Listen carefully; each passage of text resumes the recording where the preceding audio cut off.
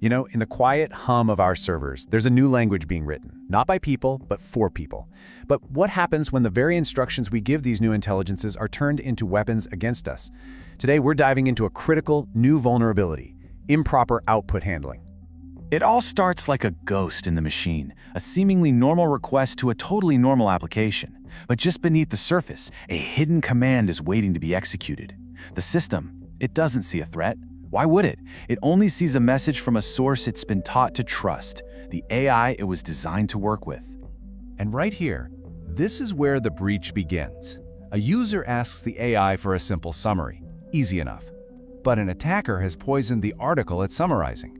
Hidden inside is a second instruction, a secret message not for the user, but for the AI, telling it to quietly send private data to an outside server. And the AI? Well, it's just doing its job, so it complies. Or it could be so much worse. Imagine a user asks an AI to help them write a database query. A perfectly reasonable request, right? The model generates the code, the application trusts it, and passes it straight to the database. Except, the user's prompt was carefully engineered to trick the AI into writing a command that deletes everything. And because nobody checked the message, the system just executes it. No questions asked. Look, this isn't science fiction anymore. This is the new reality of building applications with large language models. We've handed them the power to write code, to access tools, and to speak directly to our most critical systems. So this brings up a crucial question. What happens when we can no longer trust what they say? The vulnerability at the very heart of these attacks, it has a name. And it's not about the AI suddenly going rogue. It's actually about our own failure to handle its output correctly. It's called improper output handling. To put it simply, this is what happens when we blindly trust the code and commands coming from an LLM. The application gets the output, let's say it's a piece of code, and instead of treating it with a healthy dose of suspicion, it just passes it directly to another part of the system. Think a command terminal or a database, just assuming it's safe. It's basically like letting a complete stranger walk right into your server room just because they're wearing a friendly-looking uniform. Now, it's really important to draw a line here. This is not the same thing as just over-relying on an AI and, getting a wrong fact. Over-reliance is about trusting the meaning of the content. Improper output handling, on the other hand, is about trusting the code itself. It's allowing the LLM's output to have direct, functional control over your backend systems. One is a content problem, the other is a command problem. Big difference. So, how exactly can an attacker exploit this trust? Well, by turning the LLM into an unwitting accomplice. Attackers get this indirect access to a whole new set of tools to compromise systems.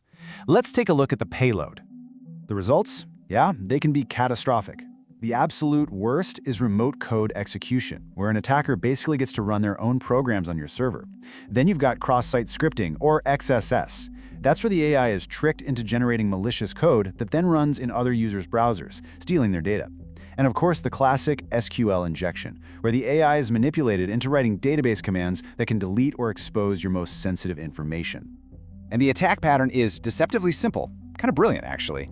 First, the attacker crafts a malicious prompt. It could be hidden in a web page the AI is asked to summarize, or maybe it's right there in a user's query. Second, the LLM processes this prompt and generates a payload, malicious code disguised as a perfectly legitimate response. Third, the application gets this output, and because it trusts the LLM, it doesn't clean it. And finally, that raw, unsanitized output is passed on, and the downstream system executes the hidden command. Boom. In one scenario from OWASP's research, a user can literally just ask the LLM, maybe through a chatbot, to write a query that wipes the entire database. And if that output isn't scrutinized before it's executed, the system will just obey. It's basically a social engineering attack, but the target isn't a person, it's another machine. Okay, here's another way in.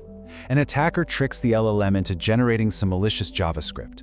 The application then takes that code and puts it on a web page for another user to see. When that poor victim's browser loads the page, the script runs, and it could steal their login credentials, their private data, anything. The LLM has just become a weapon for attacking the application's own users. So, how do we fight back? How do we build the fortress? It starts with completely changing our definition of trust. The core principle is this: you have to treat the large language model like any other user, and specifically an untrusted one. This forces a huge shift in thinking. We're so used to defending against threats from the outside, right? But now, we have to defend our systems from their own internal components. This is the absolute heart of a zero-trust security model. No message is trusted by default, period. It doesn't matter where it came from. Every single output has to be validated. Building that fortress means having multiple layers of defense. You use tools like parameterized queries. Think of them as strict templates that keep instructions separate from data. This prevents the LLM's output from being misinterpreted as a destructive command.